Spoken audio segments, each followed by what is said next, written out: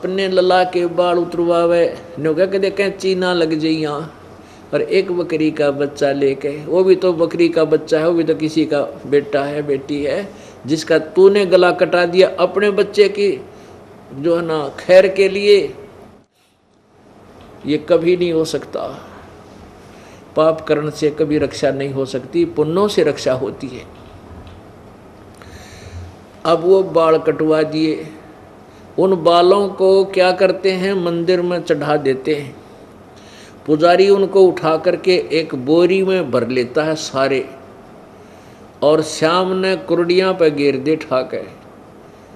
अब वह बाड़ा ने के माँ सिर में मारेगी वह माता, और कौन से वो बैंक में जमा कराने के हैं, वह पुजारी बैंक में जमा कराएगा, उसने बाहर फेंकने हैं। आप क्यों ना काट के अपने घर पे डाल दो, उसने कहीं डालो। उन्हें जाना रद्दी के कुर्डियों पे है, गंध में डालना उन बालों को। तो परमात्मा हमें इस अज्ञान से हटा के तत्व ज्ञान के आधार से सतभक्ति प्रदान करना चाहते हैं, ताकि तुम्हारा कल्याण हो सके।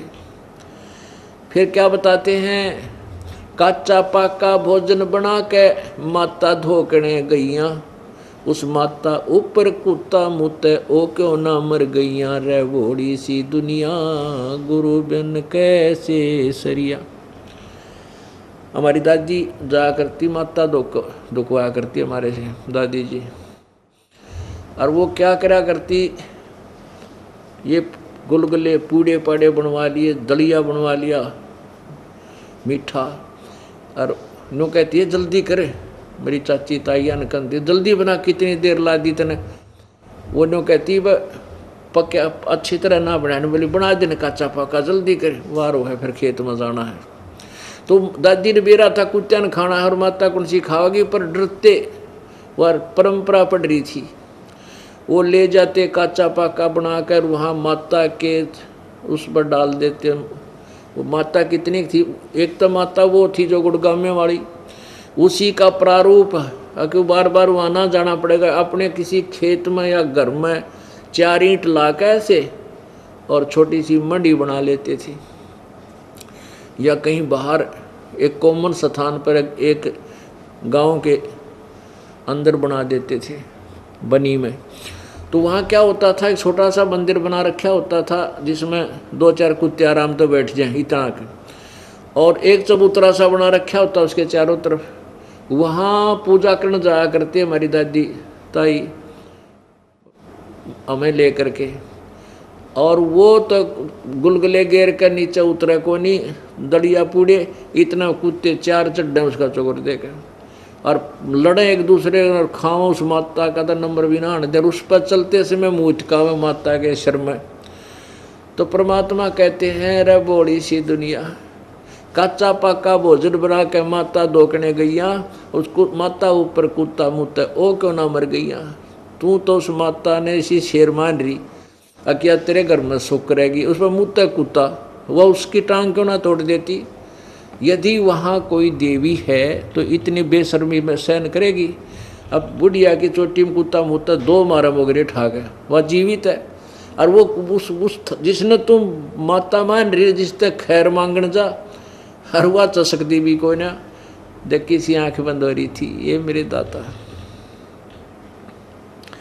जीवित बाप के लट्ठम लट्ठा और मुँह गंग पुचैया, जब आवे आसोज का महीना वो कौआ बाप बनाइया, रे बूढ़ी सी दुनिया गुरु बिन कैसे सरिया। ओहो, अब पिताजी जीवित हैं, उनकी सेवा करो, हैं उनकी आज्ञा का पालन करो, ताकि वो खुश हों तुम्हारे से। जब पिताजी भेजेगा इशार पावेगा जींद बा लड़का है, फिर वो उसको जले जा उसका खून, तू वहाँ क्यों नहीं गया, तने यूँ नहीं करा, तने के पड़ी, माफ़ कर लूँगा। यानी जीव जब इतने तो बाप की एक नहीं माने हैं, उसके साथ खस्से जागा, सारी उल्टी सुल्टी बात करेगा, और मरने के बाद फिर कुल के लोग इकट्ठे करके न्यों तेरे पिता की गति करा का गंगा में, गंगा मस्ती गेर का ना, तेरे बाप की मुक्ति नहीं होगी।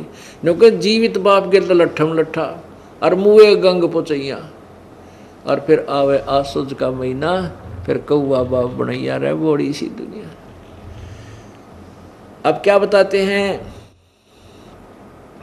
नर से तीतू पशुआ की जय गद्दा बैल बनाई, ये 56 भोग कहाँ मन बोरे कहीं कुरडी चरने जाई। प्रेत शिला पर जा बिराजे पितरों पिंड भराई, बहुर श्राद्ध खान को आए काग भये कल माही। अब क्या करते हैं, श्राद्धों का मौसम, युवा सोच का महीना चला गया कनागतों का, जिसमें श्राद्ध निकाले जाते हैं। 16 दिन सेलेक्ट कर रखे हैं। उन 16 दिन आसोज में, आसोज की अमावस्या से लेकर पूर्णमासी तक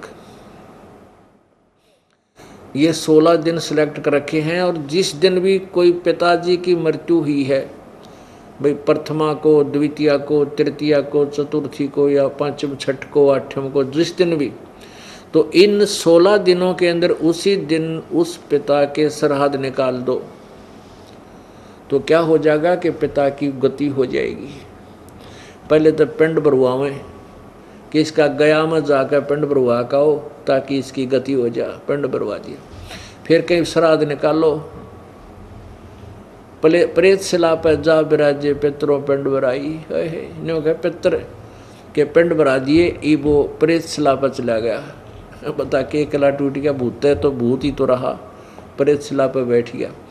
फिर क्या कहते हैं कि आसुज के महीने में जब श्राद्ध निकालते हैं, उसका एक दिन वो गुरुजी आएगा, बढ़िया खीर हलवा पूरी बनवाएगा और बनवा के सबसे पहले छत पर रखेगा और कहेगा देखना ऊपर रख दो। अब तो रखते ही कौवा आवेगा और कौवा उसको उनके मोहन भोग को खाएगा। तो फिर गुरुजी क्या कहेगा, अगर देख लग गया तेरे पिता को भोग, के बेरा हो सकता कौवा ही बन गया हो। अरे तेरा गजब हो जो। अब कहाँ से पिता की गति कराने लगे थे, पहले अस्थि उठाओ पिता की गति हो गया, गंगा में डाल काओ, फिर 13वीं बनाओ, 13वीं करो, किस लिए पिता की गति हो जाएगी, फिर महीना करो, फिर 6 माही करो और फिर वर्षी करो, किस लिए, पिता की गति करने के लिए। और फिर पिंड भरवाओ, फिर श्राद्ध निकालो, किस लिए, पिता की गति करने की। अरे वो पिता कौवा बना दिया कि हो सकता तेरा पिता कौवा बन गया हो, देख लाग गया ना भोग, और हम राजी होते हो ठीक है, कौवे ने भोग लगा दिया, पिताजी ने भोग लग गया। अरे तेरा गजब भैया। जीवित बाप के लट्ठम लट्ठा मुआ गंग पुचैया, जब आवे आसोज का महीना वो कौवा बाप बनाया रे भोड़ी सी दुनिया, सतगुरु बिन कैसे ही सरिया। आसोज के महीने वो कौवा बाप बना, वो बाप कौवा बना कर छोड़ा गति कराने वालों ने। अब क्या बताते हैं, जय सतगुरु की संगत करते ये सकल कर्म कट जाई। जय सतगुरु की संगत करते सकल कर्म कट जाई, अमरपुरी पर आसन होते जहां धूप ना छाई। जय सतगुरु की संगत करते यानी परम संत तत्वदर्शी संत तुझे मिल जाता, ये सारे झंझट मिट जाते और अमरपुरी में तेरा ठिकाना होता सतलोक के अंदर।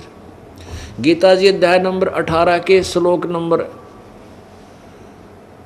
62 में कहा कि अर्जुन तू सर्वभाव से उस परमेश्वर की शरण में जा जिसकी कृपा से तू परम शांति और शाश्वत स्थान अमरपुरी, अमर स्थान, अमर लोक, अमरपुरी पर आसन होते जहाँ धूप ना छाई, जहाँ तुझे कोई कष्ट नहीं था वहाँ तेरा ठिकाना बनता। अब क्या बताते हैं, ये सारी कुछ कहानी सुनाकर परमात्मा हमें क्या याद दिलाना चाहते हैं कि जो साधनाएं आप करते हो, प्रथम तो आप राम नाम लेते नहीं, इच्छा ही को ना बनती किसी की, और कोई पुण्यात्मा पूर्व संस्कार से कहीं भक्ति की तरफ लगती है तो उसको दिशा ठीक नहीं मिलती, वो अपने मनुष्य जीवन को बर्बाद करके चला जाता है। और जब साधना हमें मिलती है परमात्मा की, तो फिर हमें सर्व सुख प्राप्त होते हैं, हमारा मोक्ष हो जाता है। अब जैसे हम ये श्राद्ध निकालते हैं, तो श्राद्ध कहाँ से लिए हमने? अपने पुराणों से हमने श्राद्ध निकालने का जो परंपरा है, पुराणों से पढ़ी, पुराणों से ही हम फिर गुरु लोग बताते थे कि पुराणों में लिखा है, ऐसा लिखा, उस पुराण में ऐसा लिखा, उसने ऐसा श्राद्ध नहीं किया तो उसका पिता यूँ दुख पाए, उसने ऐसा होगा, उसके पिता यूँ दुख पाए। पुण्यात्माओं, एक रुचि ऋषि था, रुचि ऋषि, उसने वेदों को पढ़ा। वेदों में लिखा है कि मनुष्य जीवन दुर्लभ है और मनुष्य जीवन प्राप्त करके एक परमात्मा जो कुल का मालिक है, उसके अतिरिक्त किसी आन उपासना नहीं करनी चाहिए, ना कोई कर्मकांड करना चाहिए, जैसे श्राद्ध श्रुद्ध निकालना, तीर्थ भ्रमण आदि। केवल एक परमात्मा की साधना करनी चाहिए, वही पूर्ण मोक्षदायक है और उसकी भक्ति अनन्य मन से करनी चाहिए। तो उस पुण्यात्मा ने जैसा भी विचारों वेदों को समझा, उसके आधार से उसने ब्रह्मचर्य का पालन किया और वेदों अनुसार जो भी उसको साधना की प्राप्त हुई थी कर रहा था। उसकी 40 साल की उम्र हो गई थी, 40 वर्ष की। तब उसके 3 पहले के 4 पिताजी, दादाजी, परदादाजी और चौथा दादाजी, ये 4 पितर दिखाई दिए। उन पितरों ने कहा कि बेटा तू शादी करवा ले, तू विवाह क्यों नहीं करवाता, आप शादी करवाओ और हमारे श्राद्ध निकालो, हम अधोगति को प्राप्त हो रहे हैं यदि तू हमारे श्राद्ध नहीं निकालेगा। अब रुचि ऋषि सामने ऊपर आकाश में अपने 4 दादा, पिताजी, दादा, परदादा और चौथे दादा को देखकर एकदम सहम गया, प्रभावित हुआ, हाथ जोड़कर कहने लगा कि हे पितामहो, वेद में इस कर्म कांड को, यानी जो श्राद्ध आदि आप करने को कह रहे हो, इसको तो अविद्या लिखा है कि मूर्खों के काम है ये करना, फिर आप मुझसे क्यों करवा रहे हो, ऐसे कर्म में मुझे क्यों लगा रहे हो?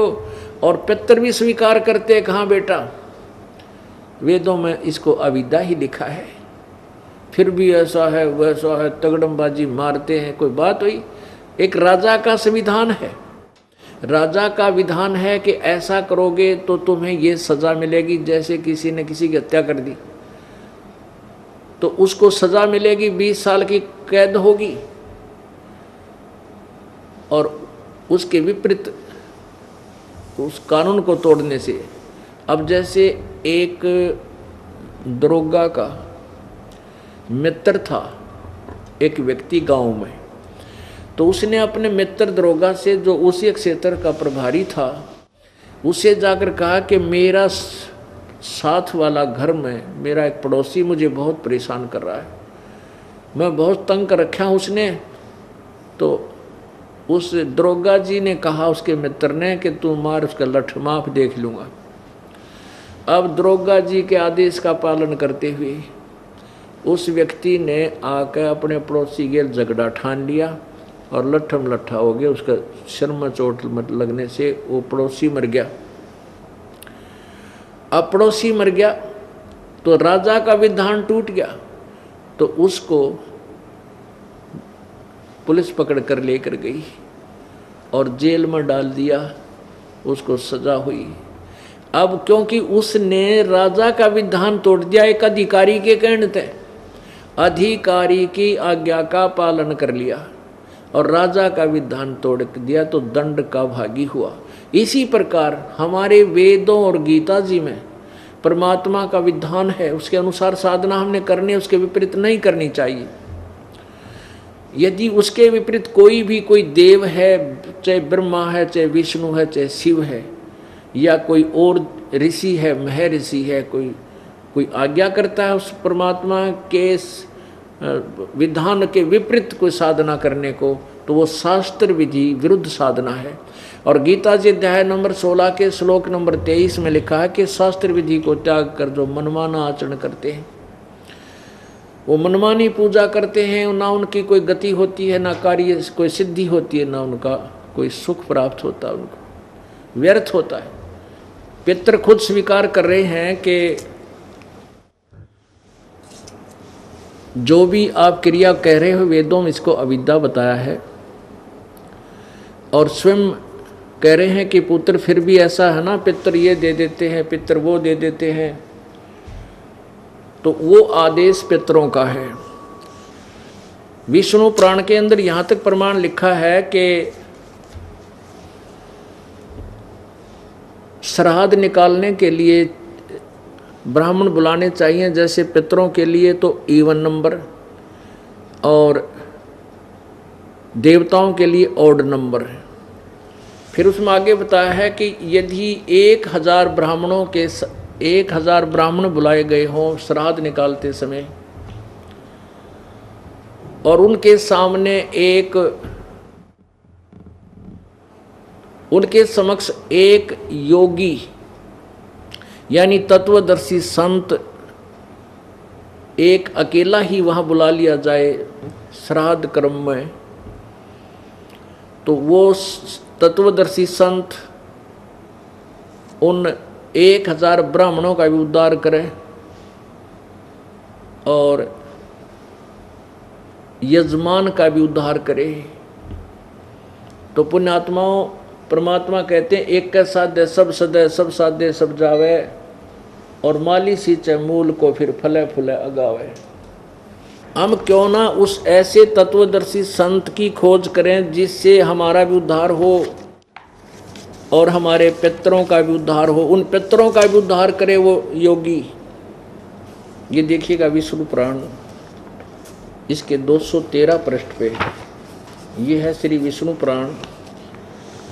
इसके श्री विष्णु पुराण अनुवादक हैं श्री मुनिलाल गुप्त, और कहाँ से ये प्रकाशित और मुद्रित है? गीता प्रेस गोरखपुर, गोविंद भवन कार्यालय कोलकाता का संस्थान है। इसके 213 पृष्ठ पे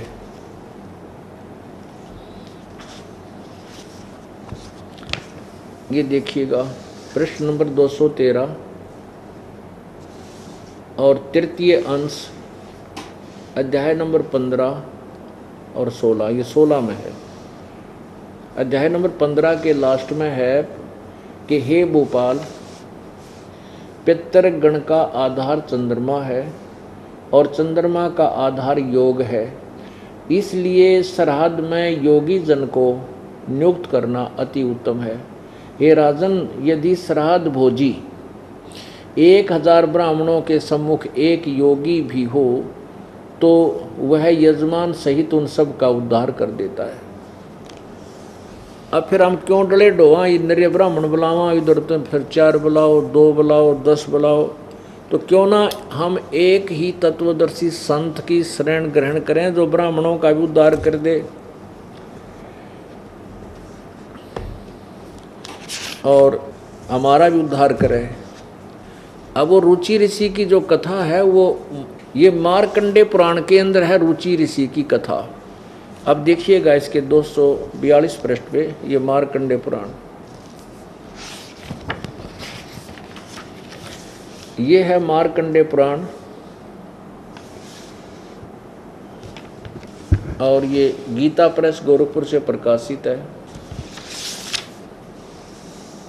प्रकाशक एवं मुद्रक हैं गीता प्रेस गोरखपुर, गोविंद भवन कार्यालय कोलकाता का संस्थान। इसके 243 पृष्ठ पे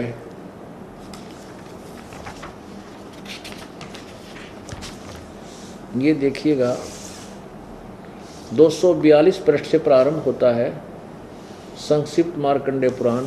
नीचे रोच्य मुनि की उत्पत्ति कथा, रोच्य मार्कंडे जी कहते हैं, ब्राह्मण पूर्व काल की बात है, प्रजापति रुचि ममता और अहंकार से रहित इस पृथ्वी पर विचरते थे। उन्हें किसी से भय नहीं था, वे बहुत कम सोते थे। उन्होंने न तो अग्नि की स्थापना की थी, न अपने लिए घर ही बना रखा था। वे एक बार भोजन करते और बिना आश्रम के रहते थे। उन्हें सब प्रकार की आसक्तियों से रहित एवं मुनिवर्ती में रहते देखकर उनके पितरों ने उनसे कहा। पितर बोले, बेटा, विवाह स्वर्ग और अपवर्ग का हेतु होने के कारण एक पुण्यमय कार्य है, उसे तुमने क्यों नहीं किया? गृहस्थ पुरुष समस्त देवताओं, पितरों, ऋषियों और अतिथियों की पूजा करके पुण्यमय लोकों को प्राप्त करता है। अब देखो, एक गृहस्थ पुरुष समस्त देवताओं, पितरों, ऋषियों और अतिथियों की पूजा करके पुण्यमय लोकों को प्राप्त करता है, मोक्ष नहीं। वह सभा के उच्चारण से देवताओं को शब्दा, शब्द से पितरों को तथा अन्नदान बलि वैश्वदेव आदि से भूत आदि प्राणियों एवं अतिथियों का उनका भाग समर्पित करता है। बेटा, हम ऐसा मानते हैं, यानी फाइनल नहीं है, हम ऐसा मानते हैं कि गृहस्थ आश्रम को स्वीकार न करने पर तुम्हें इस जीवन में कलेश पर कलेश उठाना पड़ेगा और मृत्यु के बाद में और दूसरे जन्म में भी कलेश ही भोगने पड़ेंगे। अब रुचि ने कहा, पितरगण, परिग्रह मात्र अत्यंत दुख है एवं पाप का कारण होता है। उससे मनुष्य की अधोगति होती है। यही सोचकर मैंने पहले स्त्री संग्रह नहीं किया। मन और इंद्रियों को नियंत्रण में रखकर जो यह आत्म संयम किया जाता है, वह भी परिग्रह करने पर मोक्ष का साधक नहीं होता। ममता रूप कीचड़ में सना हुआ होने पर भी यह आत्मा जो परिग्रह शून्य चित्त रूपी जल से प्रतिदिन धोया जाता है, वह श्रेष्ठ प्रयत्न है।